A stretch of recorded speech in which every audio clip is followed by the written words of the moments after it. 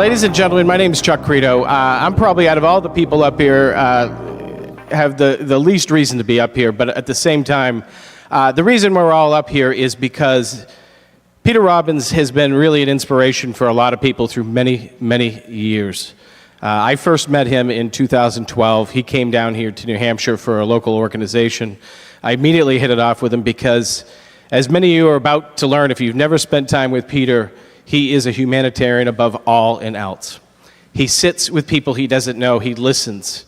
He helps so many people process what's going on. But the best part is all the stories he has to share and the time that he spends with people. So I'm up here really because I think it's important that we honor our MC this year, Peter Robbins, and I'm going to continue to pass the mic down, and maybe we can give him a big round of applause this year.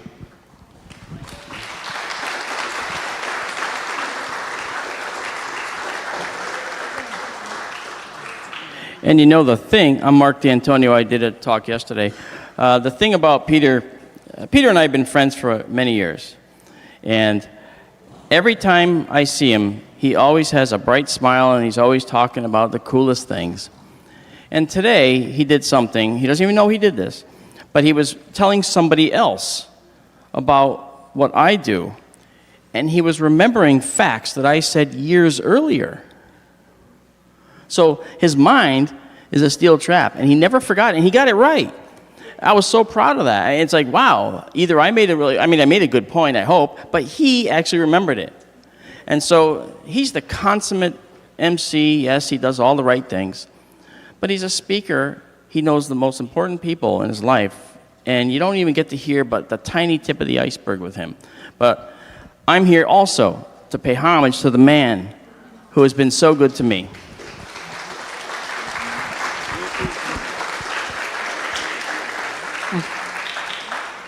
I've known Peter since the 1990s when he was speaking nationally and I was still raising children and not able to get out to speak on more than a local level. I was very impressed by Peter's ability to stand in front of the audience and to speak so articulately and so intelligently. And as I got to know Peter over the years, he came, he met my family.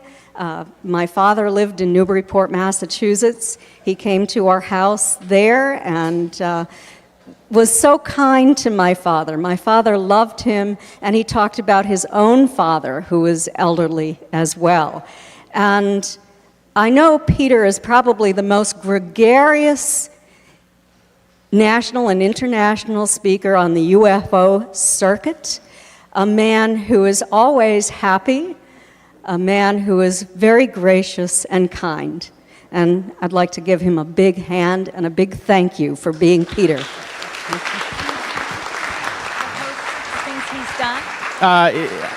I think it's really important. Dean Merchant and his wife Pam years ago started this festival, and they gave it over to the Kiwanis due to health issues. But one thing that you need to understand that I forgot to mention about Peter is he was instrumental in helping Dean get this together 9 years ago. In fact, I think it could be argued that if it wasn't for him, no one would be here today. He played that much of a role early on in helping mentor Dean and getting this done.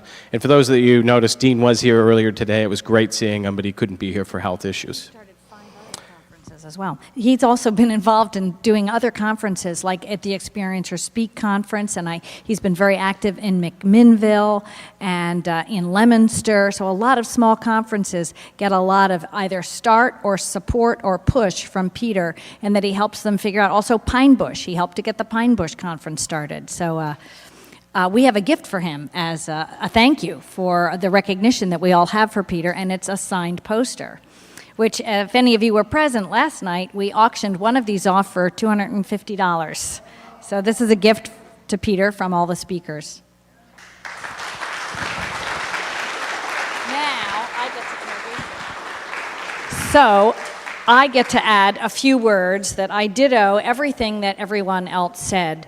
And I will also add that I have a huge amount of respect for Peter. I've been watching his career for many, many years. I've known him for probably around 18 years now. But many of you know that Peter has written a number of books, which he was recently brave enough to come forward and take off the market, because he wasn't absolutely 100% sure from his writing partner that he could completely trust everything. Although many of the facts may be right, he has such a mission of ethics to this field and such a high standard that he was willing to come forward and remove his books from the market. I don't know any other writer that would have had the courage to do that.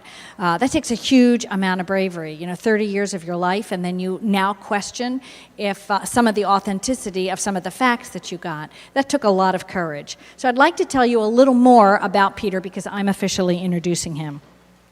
Peter Robbins is one of America's most respected UFO investigative writers. He's been involved in the field for more than 35 years as a researcher, investigator, writer, lecturer, activist, conference organizer, and documentary producer and author. He's a regular fixture in the US and the UK. Peter has written for numerous online and print publications in the United States and the UK and in other countries. And he's appeared on guests, he's been a guest and a consultant to numerous television programs and documentaries. Peter Robbins was a founding member of Bud Hopkins Intruders Foundation and was Bud Hopkins' assistant for many years. He was the first event coordinator for the Sci-Fi Channel's Alien Abduction Phenomenon Symposium that was organized to promote the release of the Steven Spielberg's miniseries Taken from 2007 until 2010. And he's been a consultant for the city of Roswell, New Mexico, coordinating some of their UFO symposiums, of which I had the pleasure of helping him. In 2012, he was made a member of the French Académie d'Ufologie, which he was made a member of in 2013. And he's been invited to give testimony, along with many other UFO researchers, as part of the citizens' hearings disclosure that took place at the National Press Club in Washington, D.C. in 2013, I think that was. He is also the associate producer of the documentary film that I was responsible for making with Bob Terrio that's here, Travis, The True Story of Travis Walton. Peter Robbins lives in New York City. He holds a Bachelor of Fine Arts in Painting and Film History from New York City's School of Visual Arts, where he taught painting for more than a dozen years. He's worked as a deckhand on a Norwegian merchant marine fighter. He was also a studio assistant to an abstract expressionistic painter named Adolf Gottlieb. He's been a house manager for many New York theaters and repertory companies in New York City. And he has been a crisis intervention volunteer and a shift supervisor for the Samaritans International in New York City. Peter Robbins is an experienced New York City tour guide and a world traveler, an accomplished photographer, and a recipient of both gold and platinum records for art direction. Please join me in giving a warm welcome to Peter Robbins.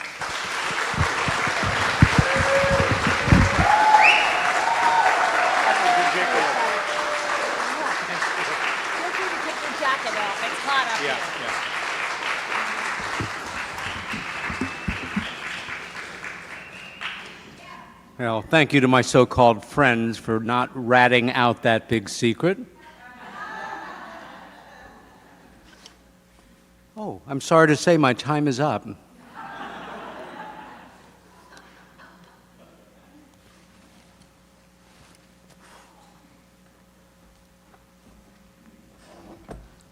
Wow.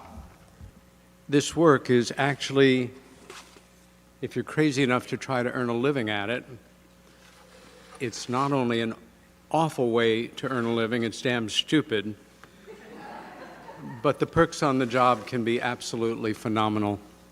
I really don't have much to say about what's been said, except to thank all these wonderful people for doing what they just did, and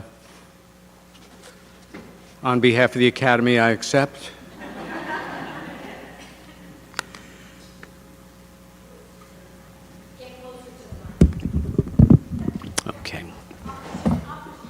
Okay. This talk that I'm going to give is not one that a subject that I would have originally gravitated toward. About a dozen years ago, a conference organizer approached me and said, I am looking for somebody to speak on essentially this topic. And I thought to myself, not my cup of tea really. I zone in more on classic cases. I try to couch my studies solidly in American history, in part because it fascinates me, because ufology and UFO-related events are indeed a part of American and world history, although they're always seen as outsider subjects. Also it seemed very sensational and tabloid and National Enquirer-ish, and I'm not a conspiracy-oriented person by nature. At the same time, I know that by simple definition, history is in great part defined by conspiracies, one or more people plotting in private for usually some nefarious aim, and if it happens, then it comes part of the historical record. But I don't look for this kind of challenge.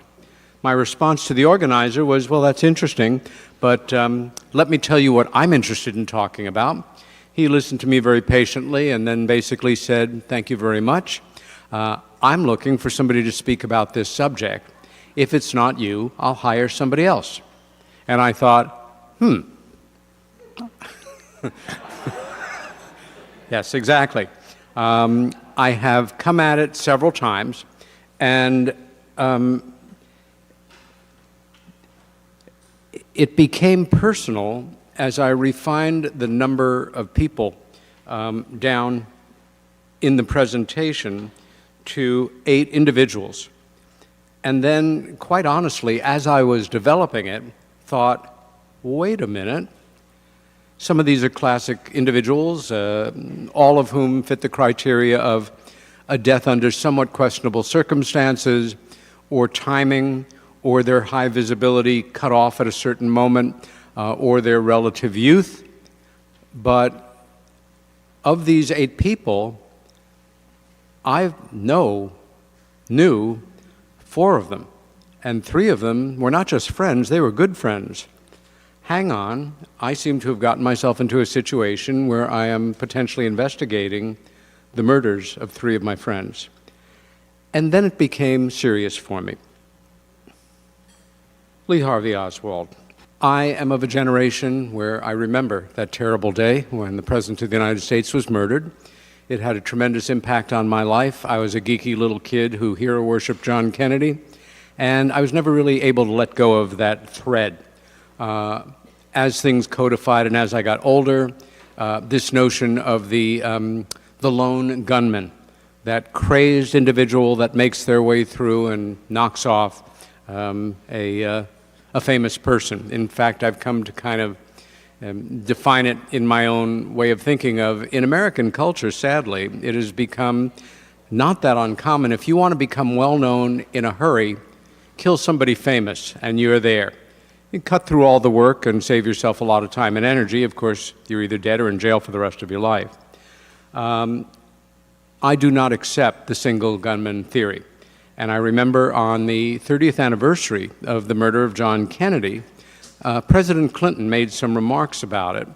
And he cited something that normally I would not only accept as true, but as a guiding principle for me, essentially that when a person who is beloved, who is a national figure, who is important to many people, who is iconic, dies in a seemingly senseless accident or act of violence, we need to ascribe meaning to it, because the thought that it was just something that happened is almost intolerable. But of course, Kennedy was killed by a lone gunman. I was furious at President Clinton, and still am, because he should have known better, or he did know better, but that's the party line. What we're looking at here involves conspiratorial thinking to a degree, in that some of these people in my field, especially now, in this golden age of anything goes conspiracy, want them on a certain level to have been murdered rather than, died of some other cause. So because I have a lot of factual material, sometimes I'm like my colleagues, give a talk cued by the next slide. This one I do have to work from notes, so forgive me for those moments when I disappear into the paper. This gentleman, some of you know as Jack Ruby. We certainly know for a fact that he murdered the alleged killer of John Kennedy. And I say alleged because that's all it is. The one statement that came out of Lee Harvey Oswald, beyond the hundreds of thousands of pages that have been written about him, was, "I'm a patsy. I'm a fall guy." And a lot of people feel he was the lone gunman. A lot of people feel he was part of a conspiracy. Some of us are not even sure if he pulled the trigger. But one thing is for sure, this man killed him. He is connected with the mob, and he died of cancer shortly after in his jail cell in Dallas. More about that later. George Bush was, he or his people were quite savvy to ways to deflect. I remember when Nixon was president, at a certain point he started to do the double V, which had previous to that been a sign of, we're going to win over the Vietnam War. We're going to get out of the war. It was something that the peace movement used, and then he co-opted it and they stopped. Early on in his presidency, he began to use the phrase conspiracy theory to put down people who were coming at him and make them seem silly rather than him take responsibility for certain things that he said that proved untrue later. Okay, our first individual that we're going to take a look at, Morris Ketchum Jessup, better known as M.K. Jessup, was a very popular UFO writer of the 50s. It's alleged that he was murdered and that the murder was made to look like a suicide, or that he was brainwashed into taking his own life, the reason being that he had gotten too close to some aspect of the truth about UFOs. There is no question that M.K. Jessup was an outstanding writer and researcher. His work, all published in the 1950s, is still highly readable and rises above the level of most of the so-called golden age of UFO literature from the 50s, except for maybe Donald Kehoe. It's literate, it's articulate, it's backed up by facts. One thing to keep in mind as we move forward is while we're looking at, kind of the more tabloid aspects of how these people exited this life, for me, it's more than equally important that you have some understanding of who they were, what their lives were about, and how they lived them. Without that context, their deaths will not mean as much or be of much value looking back on this. Jessup's professional credits were varied and impressive. He began his career as an instructor of astronomy and mathematics at Drake University and the University of Michigan, where he also received his doctorate in astrophysics. The university then hired him to supervise what then would have been the largest refracting telescope in the Western Hemisphere. Jessup's passion for scholarship in the twin fields of archaeology and anthropology led him to carry out significant independent research at Mayan and Incan ruins in Central America and abroad as well. In the process, he became an acknowledged expert on the megalithic stoneworks of Peru, Easter Island, and Syria, among other ancient locations.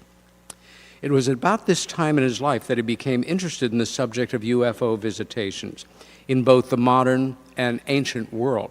In that, he really came on the scene as far as a proselytizer of ancient visitations a decade and a half before von Daniken blew the subject open in the 60s with Chariots of the Gods. In 1956, while preparing to travel to Mexico to survey meteorite craters and continue his research into ancient visitations, the project's sponsor, which was the University of Michigan, learned that this man they otherwise felt was a distinguished person rightly chosen to carry out this important job,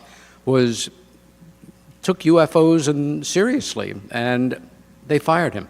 His related UFO writing now bringing in very little income, Jessup decided to self-publish his books, but he was not a very good businessman. It fell apart. 2 years later, he and his wife separated. The stress in the marriage, as happens in certain cases where you have a partner who becomes dedicated or even obsessed with a mission, can fracture the bonds of even a very deep, loving marriage, and that's what happened to him. He moved back to his home state of Indiana, where he worked as an editor and pursued his growing interest in psychic phenomena. This wonderful gentleman is Ivan T. Sanderson. Sanderson began his career in the late 1930s as a marine, as a large mammal biologist, writing about jungle cats and the like. I would have loved to have met him. A gregarious guy, a brilliant writer, and smart as a whip. Somewhere along the line, he became interested in UFOs and wrote two very outstanding books, Invisible Residents and Uninvited Visitors. Invisible Residents is the first book dedicated to underwater UFOs. A subject that is now of great interest, and we know of even greater interest to the United States and other navies. This book came out, his second book on UFOs, Uninvited Visitors, in the mid-'60s, and had the publishing distinction of being the very first book ever published with a hologram. That top circle is a cutout in the book jacket, and there is a hologram glued to the book. He became good friends with Jessup, and they communed on this subject. But at this point, Sanderson found Jessup in a very gloomy state and complaining that a series of quote-unquote strange events, which he hesitated to discuss in detail, had pulled him into, quote, a complete world of unreality. During that time, two manuscripts which Jessup had submitted to an independent publisher were rejected, increasing his depression. The writer now left for New York, and soon after, left New York, where he had met with Sanderson, but did not return to Indiana and was missing for some time. Some months later, he turned up in Florida, where he had had a serious auto accident that he was not interested in talking about. His depression continued to deepen, and in April 1959, he wrote a letter to his friend, the radio host Long John Neville. Neville deserves a quick footnote here in that he was the first nationally syndicated radio broadcaster to make UFOs and their implications a huge broadcast subject. Frank Edwards, who we'll discuss later, kind of followed in his wake. But the letter that he wrote to Neville was, in the words of Sanderson, who had seen it, a straight suicide note. And on April 20th, the 59-year-old Jessup drove to a quiet spot near where he was living in Dade County, where he connected a hose to the exhaust pipe, ran the other end into his driver's window, rolled up the window, stuffed the openings with wet rags, turned on the cars, and was found the next morning dead of carbon monoxide poisoning. There are several things about the suicide that don't add up. The space between the window and where the hose came in that would have let in air, again, was stuffed with wet rags. However, there was no bucket or bag or any container that could have held the rags, and no sign of moisture anywhere. For some reason, the coroner's office did not conduct an autopsy, which is required by law in Florida.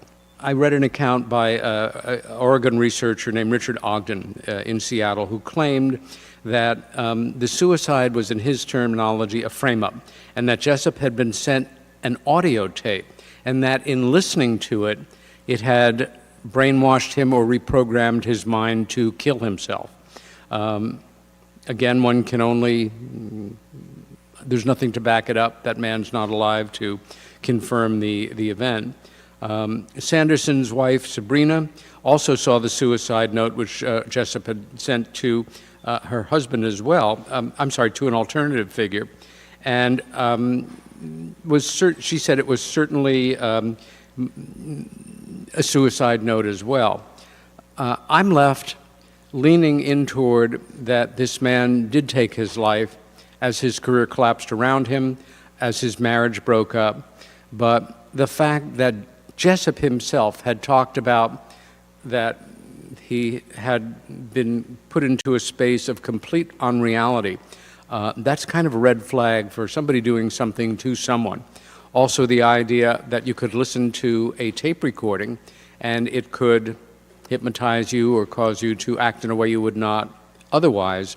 So I'm left with this case, in Stanton Friedman's terminology, of it being in my gray box. More research needs to be done on it. This remarkable woman is Dorothy Kilgallen. She was an extremely well-connected media personality and nationally syndicated newspaper columnist from the 1940s through the mid-60s. While she was best known to Americans old enough to remember this period of time as a longtime panelist on the then very popular TV show, What's My Line, make no mistake about it, she was also a very serious investigative writer who maintained a very highly critical attitude of the way that the press had treated the Kennedy assassination and wrote openly and fairly accurately about the UFO cover-up in the 50s and into the 60s. Her column in the now-defunct Journal American, which was read by quite a few million people every week, called The Voice of Broadway, alternated between an old-fashioned celebrity gossip column and hardcore investigative writing. In 1952, for example, she reported on an unidentified flying object that had crashed near Spitsbergen, Norway.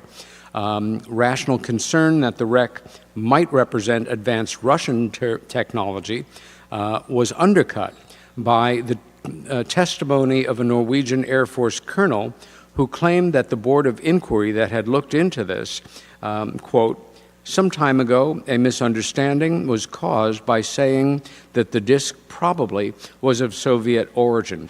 It has, this we wish to state emphatically, not been built by any country on Earth, end quote.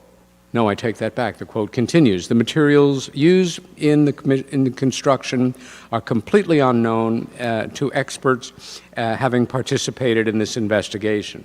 8 years later, Kilgallen published an article entitled Flying Saucer Wreckage Assures Britain of Reality.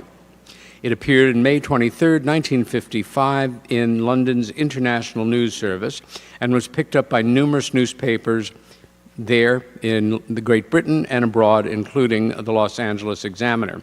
To quote, I can report today on a story which is positively spooky and to mention chilling, and not to mention chilling.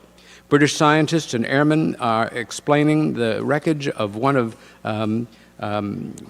mysterious flying ship, and they're convinced that the strange aerial objects are not optical illusions, but are flying saucers that originate on another planet. The source of my information is a British official of cabinet rank who prefers to remain unidentified. We believe, on the basis of our inquiry thus far, that the saucers were staffed by small men, probably under 4 feet tall. It's frightening, but there's no denying the flying saucers come from another planet. The official quoted scientist as saying a flying saucer of this type could not possibly have been constructed on Earth.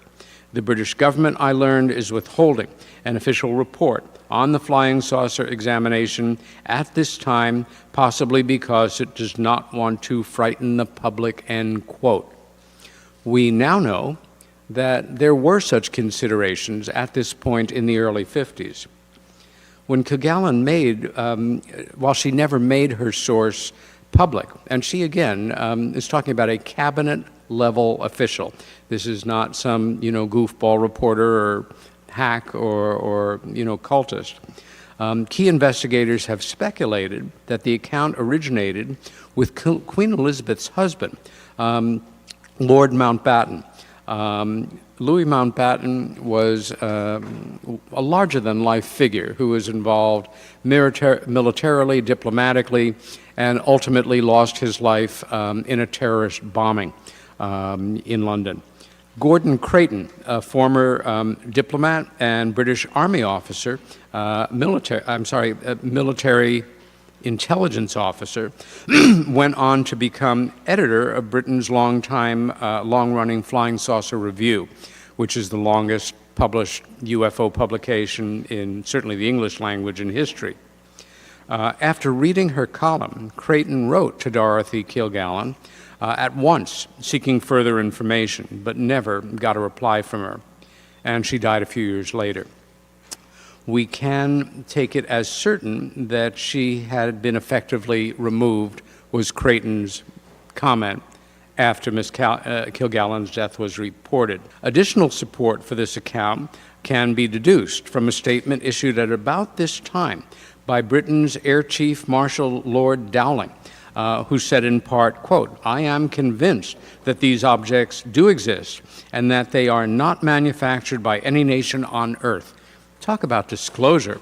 These were public statements made in the international press more than 60 years ago, and yet, here we are still living in the funk. Air Marshal Dowling, and the shot before was Gordon Creighton. This gentleman is my friend and colleague Timothy Good, one of the most respected UFO writers in the United Kingdom, and certainly the best connected. He noted in his very important book, Above Top Secret, which should be in every UFO library, quote, "Why should Dorothy Kilgallen risk her reputation as one of the USA's star journalists by propagating an untrue story? To the best of my knowledge, she never denied the story. Furthermore, a number of similar stories from reliable sources have surfaced over the years, not all of which can be discounted, however absurd they may sound," end quote. John Fitzgerald Kennedy. Following the assassination of President Kennedy, Dorothy Kilgallen was one of the very few American journalists, not just with the intellect, the curiosity, but the flat-out courage to reject the lone gunman theory that Lee Harvey Oswald had acted alone. She also, and I have no idea how, became the only journalist to talk her way into Jack Ruby's jail cell and interview him. The interview and other factors convinced the reporter that the president's murder was the result of a conspiracy about which she laid her thoughts out in a series of columns, even publishing the text of Ruby's classified testimony before the Warren Commission. Unfortunately, Kilgallen was very public about the fact that she was saving her best material, including the interview with Ruby and other damning material, for a book that she was writing. That may have sealed her fate, because on November 8th of 1965, she was found dead in her bed in her Manhattan apartment. However, there was a book propped up in her lap, and it was upside down. She did not have her reading glasses on and could not have read without them. She was wearing a sweater over her nightgown, which she would have never done in a room where it was warm enough. She also had her false eyelashes on, which she would have always taken off before bed. And although this may sound quirky, she had a big Manhattan apartment, had not slept in the master bedroom for years. She slept in a guest bedroom, and yet her body was found in that bed. Mark Lane, a pioneering JFK assassination researcher and author of the very important Plausible Denial, was convinced that Miss Kilgallen had been murdered and that the CIA might have been involved. Not surprisingly, the extensive files that Kilgallen had built up on the incriminating aspects of the Kennedy assassination were missing from her apartment when her body was found. Given this, these and other significant confirmed factors that are too long to go into, I am absolutely convinced that Dorothy Kilgallen was murdered. One can speculate that it had to do with her interest in and fairly accurate reporting about the UFO phenomena, but I think for the forces that be in the mid-60s in the United States intelligence community, that would have been backburnered. I think she was killed for what she was going to reveal about the Kennedy assassination. It's fair, though, to keep open speculation that it might have been influenced by the UFO factor. One of the two central figures in my investigation here that we'll be talking about, and one of my ufological heroes, is Dr. James E. McDonald. He was a highly respected atmospheric physicist who attempted to bring the subject of UFOs to the serious attention of both the American public and the established scientific community, much to the detriment of both his professional reputation and personal life. His lectures and writings, which are still available online and in print, ring with passion, insight, intelligence, and anger, and are as timely now as they were back then. He alleged that the members of the National Academy of Science and it's alleged that this member of the National Academy of Sciences, the American Meteorological Society, and the Institute for Atmospheric Physics was murdered, and that the murder was made to look like a suicide. This is the definitive biography on McDonald. It was written by the great Ann Druffel, California resident and now maybe the most senior living UFO researcher. It is superb. It's one of the finest biographies I've ever read, not to mention one of the finest UFO biographies ever written. James McDonald was born in 1920, earned a BA at the University of Omaha, an MS from MIT, and his PhD at Iowa State University. His investigative specialty was cloud physics, but a wide-ranging curiosity led him into other areas of scientific inquiry as well. On a drive through Arizona in 1954, he and three friends had a UFO sighting. It was not life-changing for him, but it was something that he continued to think about, and he did make an official report to the United States Air Force on the proper forms, never heard back from them. In 1958, however, he began investigating the subject very quietly, but in earnest, and affiliated himself with the now defunct National Committee on the Investigation of Aerial Phenomena, aka NICAP. In the process, he grew to feel that neither the Air Force's Project Blue Book nor the scientific community were paying proper attention to this phenomena.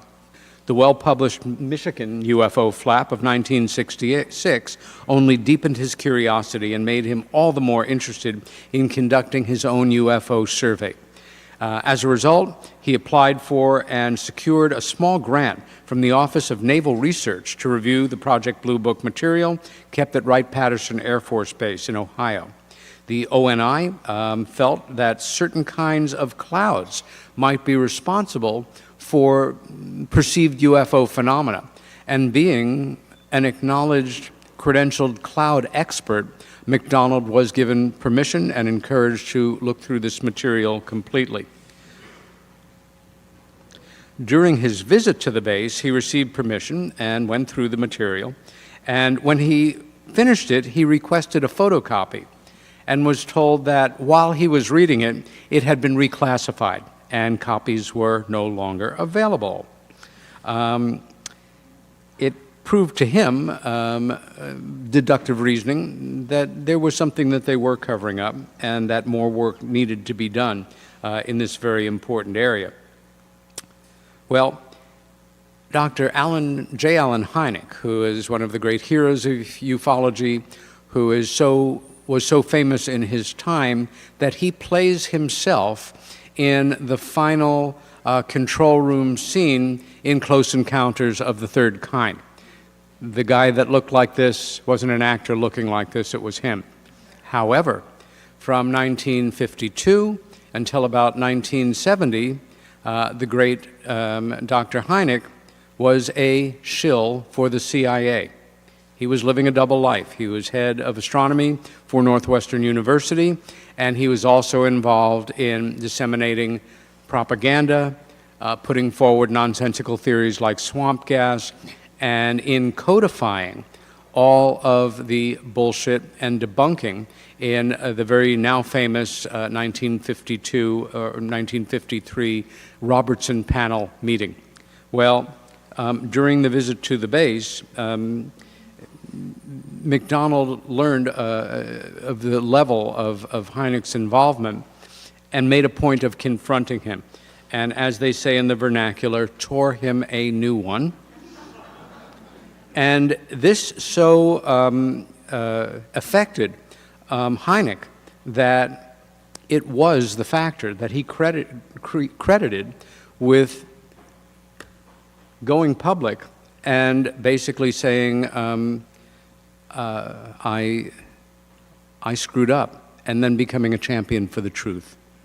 Jacques Vallée, still one of the most important voices in the work, was impressed enough with this newcomer's resolve that he later wrote, "It is clear that an entire era has come to an end. This man has many contacts, many ideals, and he is afraid of nothing." From that point on, almost all of McDonald's life work was dedicated to proselytizing about this, meeting with official scientific groups, press organizations, and pounding away at the fact.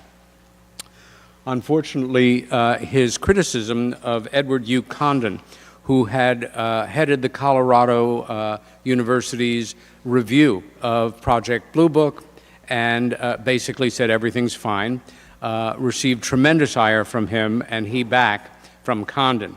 But it was Donald K. Menzel, the godfather to arch-debunker Philip Klass, who really came after him after he came after Menzel.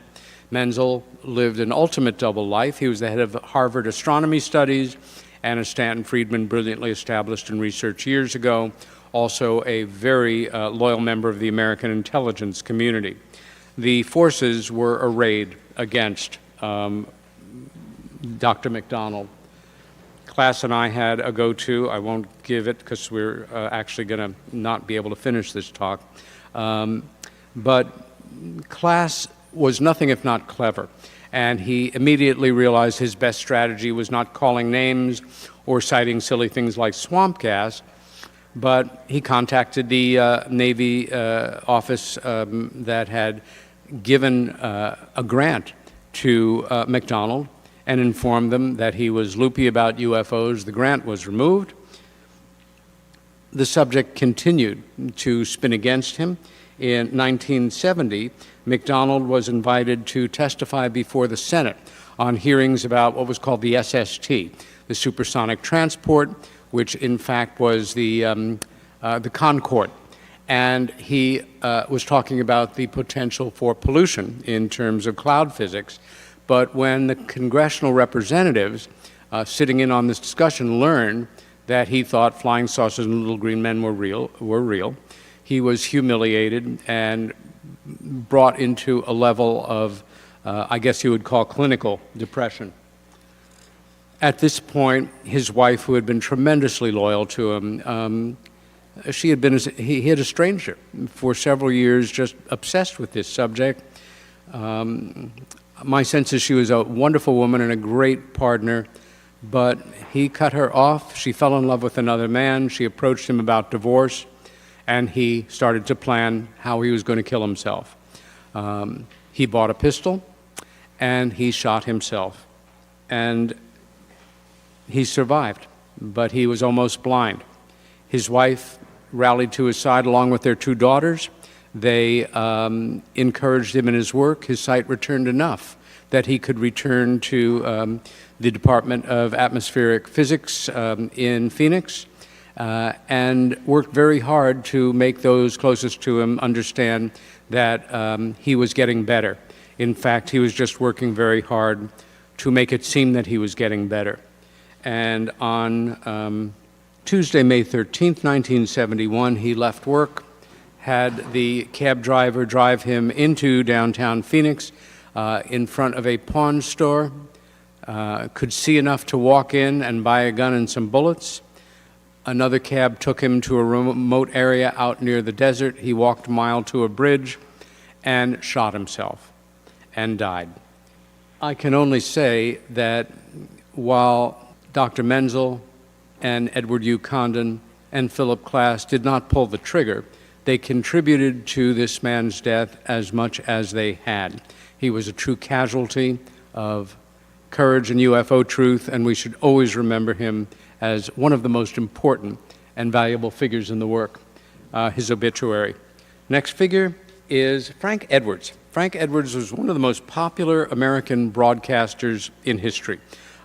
He had a show that was syndicated on hundreds of radio shows around the country and wrote a series of best-selling books on flying saucers and the paranormal and the strange. He was the first radio personality to bring one of the great heroes and first great rationalist of UFO publishing into the realm of being a public celebrity, and that was Donald Kehoe, who was a regular guest on his shows. And these books were out-and-out bestsellers.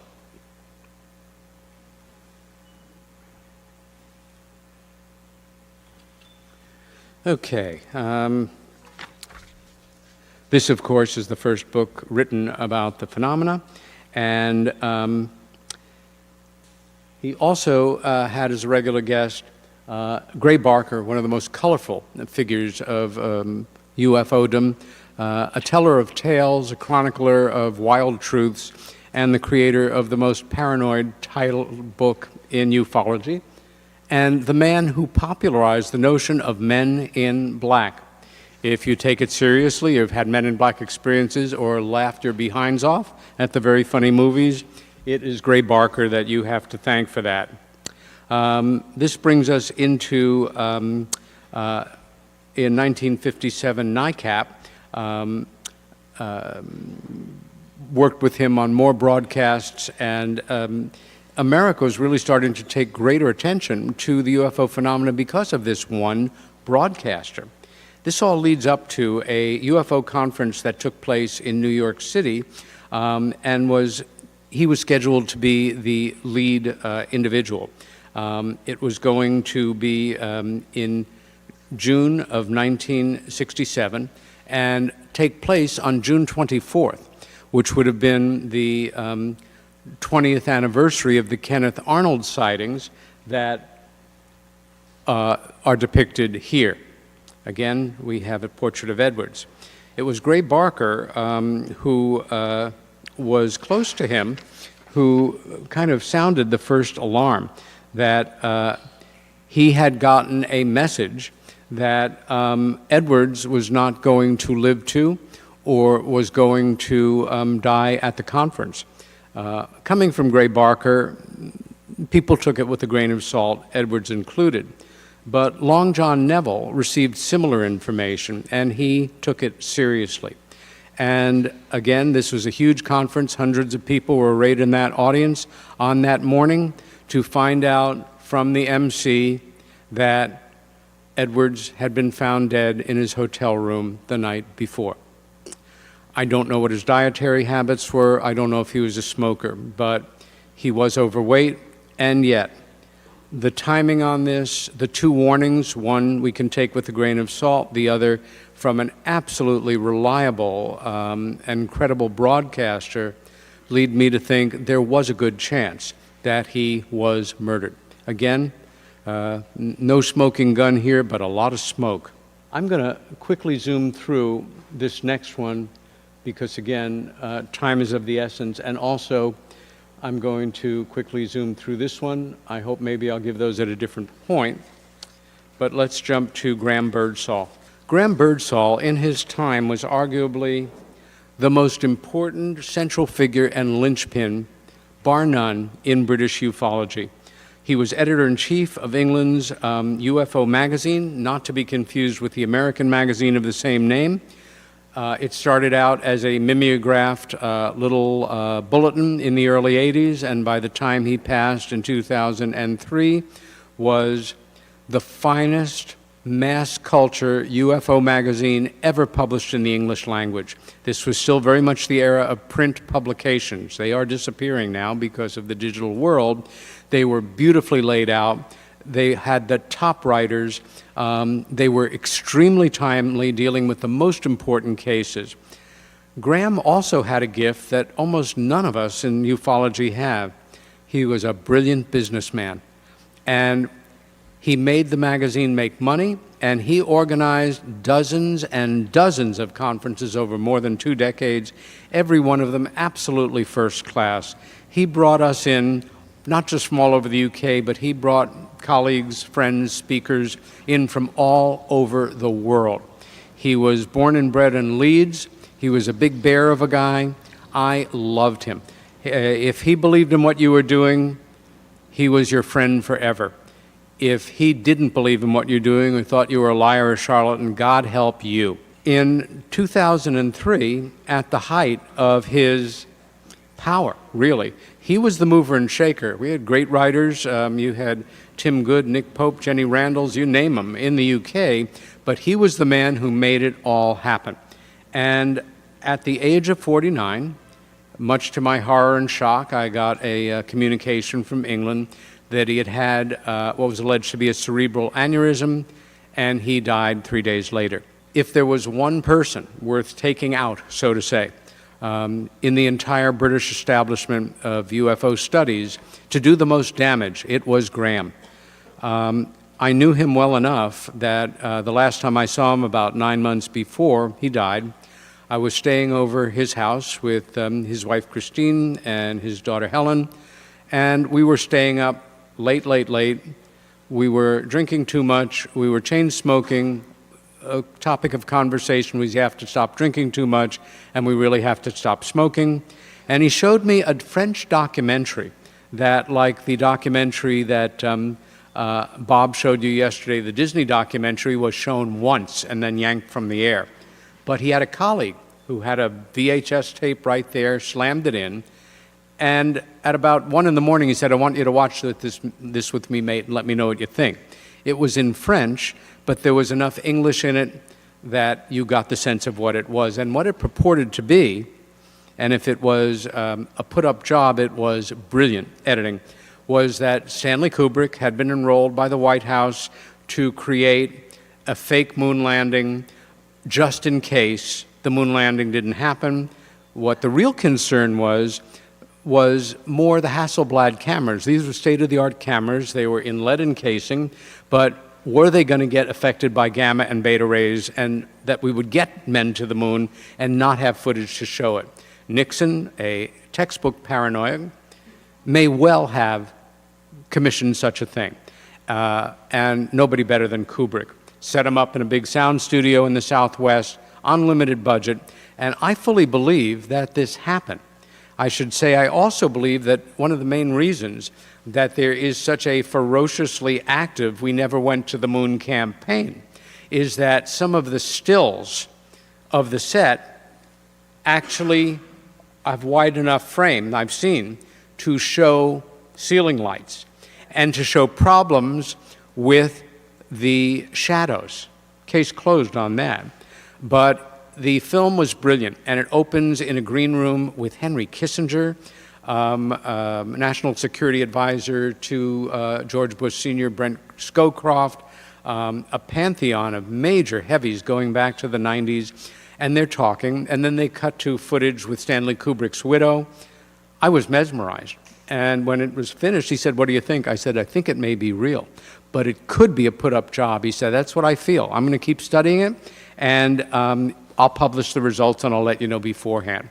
And a few months later, he called me in New York and said, I've established it. It is a fake. Thanks for hearing me out.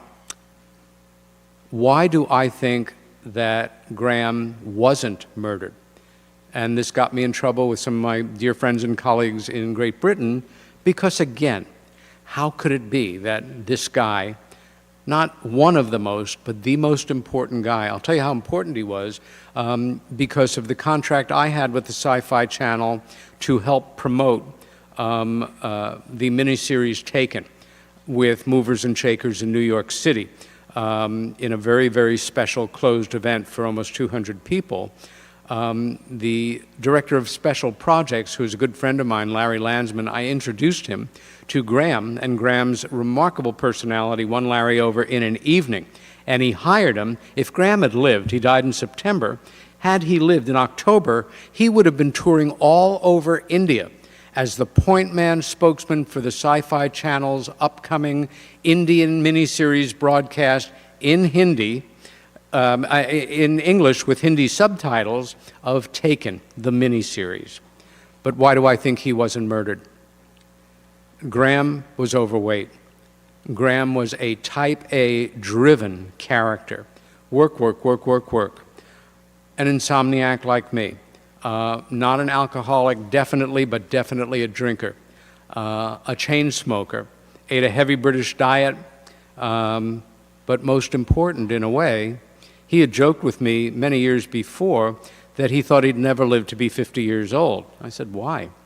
He said, no man in my family, my uncles, my grandfathers, my father ever lived to be 50. It might have been programmed into his DNA. Then again, because he might have said that publicly sometime, and some darker forces within British intelligence says, we'll give him the old cerebral aneurysm shot, and people will say, oh, well, even though we begrudgingly acknowledge, he died too young because of that. I don't know, but I think he died a natural death, and he's one of those people I miss tremendously. I was just joking with myself, and I said, you can say, and our next victim, yes, our next and final victim is, here's another shot of Graham and Christine and Helen. I stay in contact with Christine occasionally, but Helen and I are back and forth regularly. She married an American and lives just north of New York City, and is a great gal, not surprisingly. It's all leading to this man, a distinguished American psychiatrist whose unique credentials made him someone we in the abduction research community could point to with pride. He was best known for his research into how extraordinary experiences can affect personal, sociological, and global transformations, and his death as the victim of a traffic accident was immediately and more than understandably suspect by many who worked with him, cared for him, followed his work, or saw him as the towering figure that he was in UFO studies. Dr. John Mack. Dr. Mack was a professor emeritus of psychiatry at Harvard College.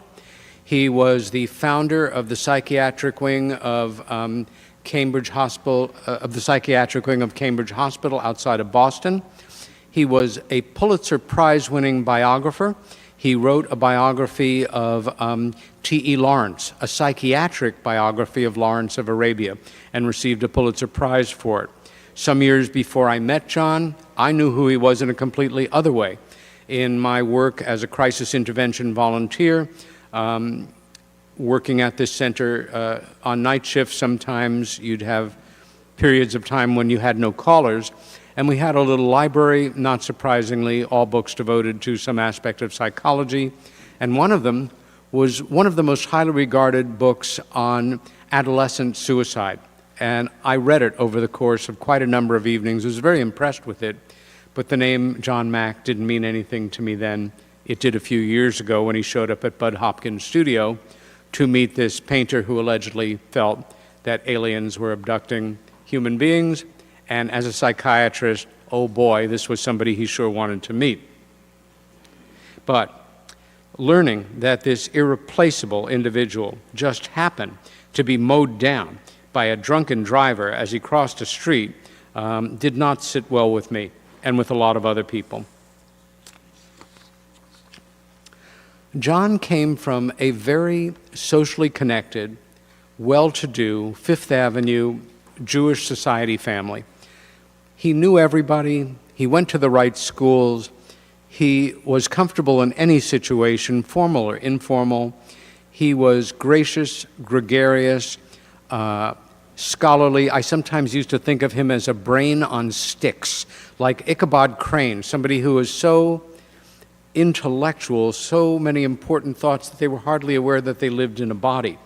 Like many people of his generation, a creature of the 60s, John really became more and more frustrated by Western philosophical models and started to look east for the answers, as many of us did as inquiring souls at about that time. And in fact, I think it affected his work in abduction studies tremendously, where Bud Hopkins and David Jacobs saw a darkness, saw the problems, saw the trauma it caused people. I know with Bud that it was not a predisposition or an agenda. It was just that the huge majority of people that showed up to work with Bud over the years had been traumatized by their experiences. It's the way it was.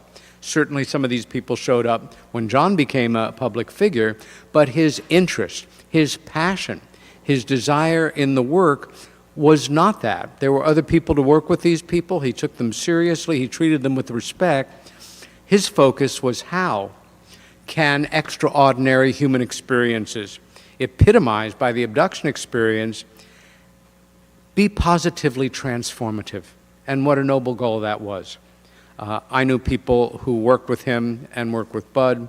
I visited him in Boston, and at a very great point in my career in 1998, when I was a best-selling author and getting an awful lot of kudos, he said, "I want to get you a job speaking at Harvard."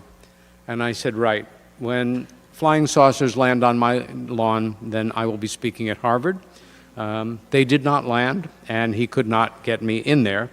But he said, "I'll sponsor you. You're going to speak at the psychiatric wing of Cambridge Hospital." I said, "Way to go, all right."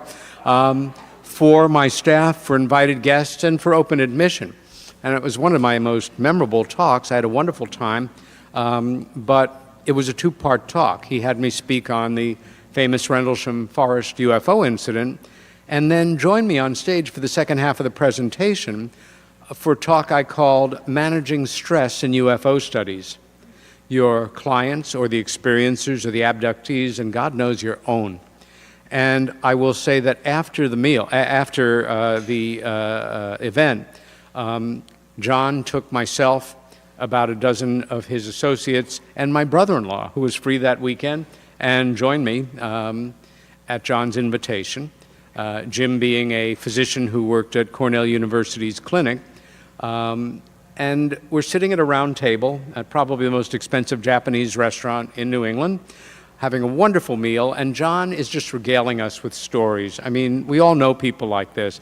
They're magnetic, they're effusive, we just love them by nature. They're great storytellers, and they've always meaningful. And at a certain point, in kind of a lull, I'm sitting here, my brother-in-law is sitting here, John's sitting there. He turns to my brother-in-law, he says, "Jim, I owe you an apology." And Jim says, "Why?" He says, "I've been ignoring you all night. I know nothing about you except that you're Peter's brother-in-law. Who are you? What do you do?" He said, "I'm a physician, primarily an internist. I work at the Cornell University clinic. My students are, my patients are students and faculty." John looks at him, his eyes get big, and he starts to laugh. And he starts to laugh harder. And we don't get what's funny. And he actually hits his knee, and tears are coming to his eyes, and he says to all of us, I'm sorry. You're a real doctor."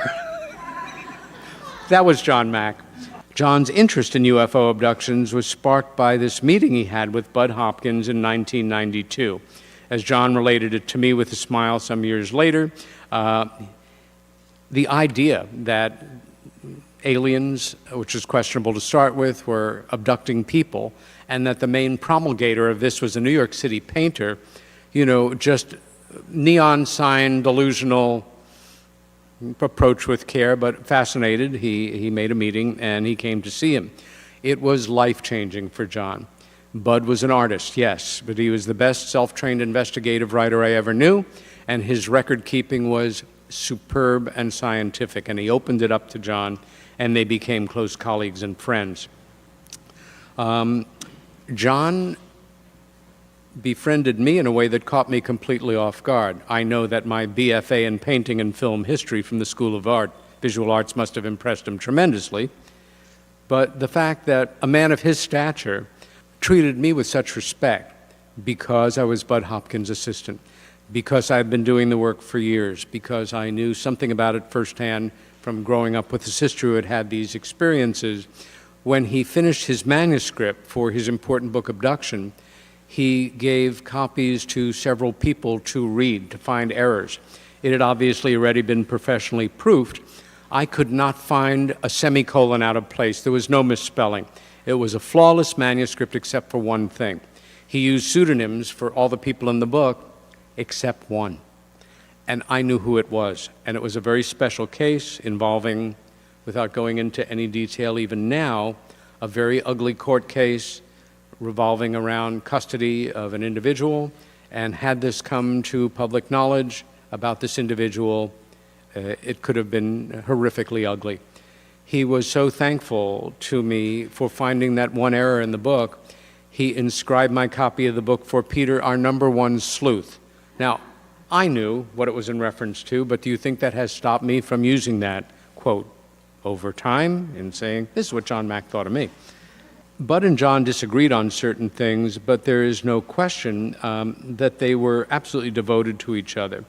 And their dialogue at Faneuil Hall in Boston on the abduction phenomena is still the finest exchange recorded between scholars on this often exaggerated, misrepresented, terribly complex and debased subject that exists out there.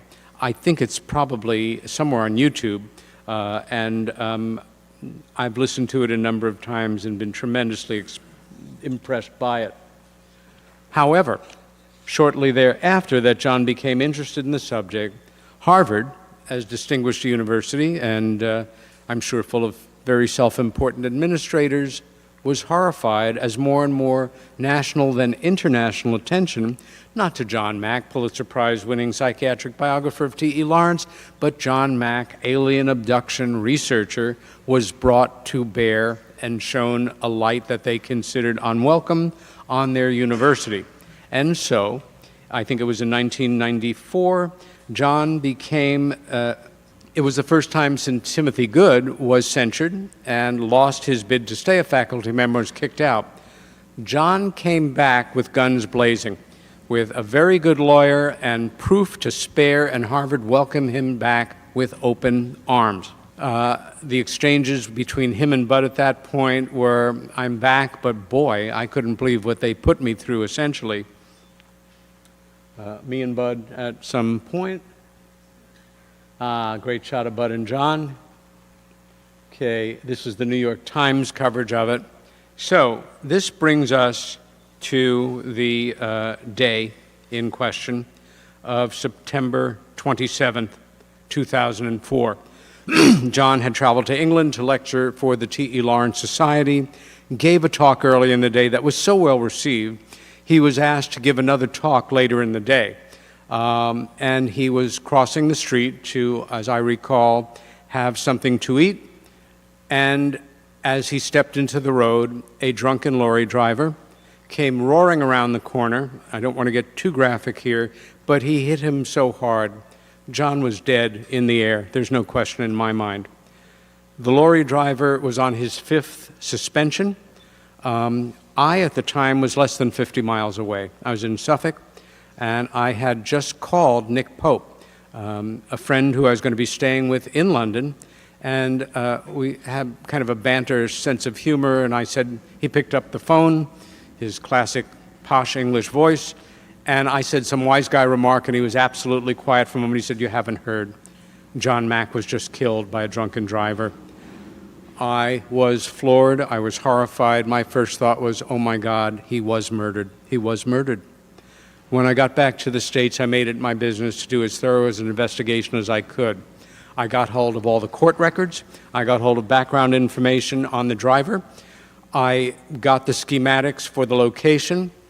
I visualized a Manchurian candidate situation with a drunken driver, waiting over here for maybe the possibility that Mac was going to cross the street at a certain time with, say, a 3-person support intelligence team on the roofs with earpieces, with mics.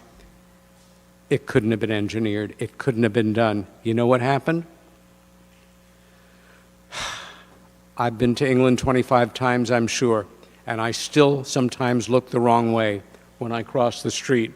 This has become such a problem that some years ago, not every street crossing, but almost every street crossing in every city in the UK, that's a wonderful letter that he wrote to Bud.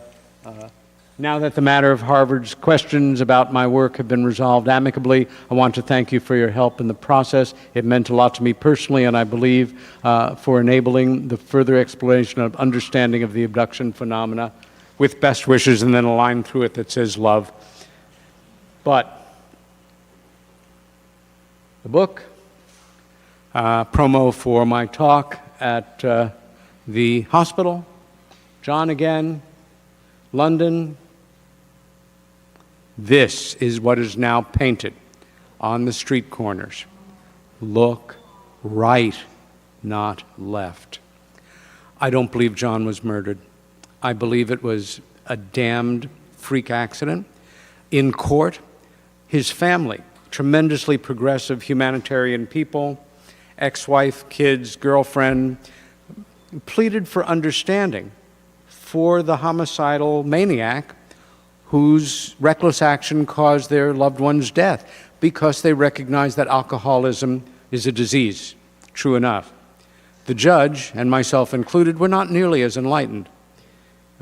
He went to jail, but due to some very liberal guidelines in British sentencing, I think he was out 18 months later.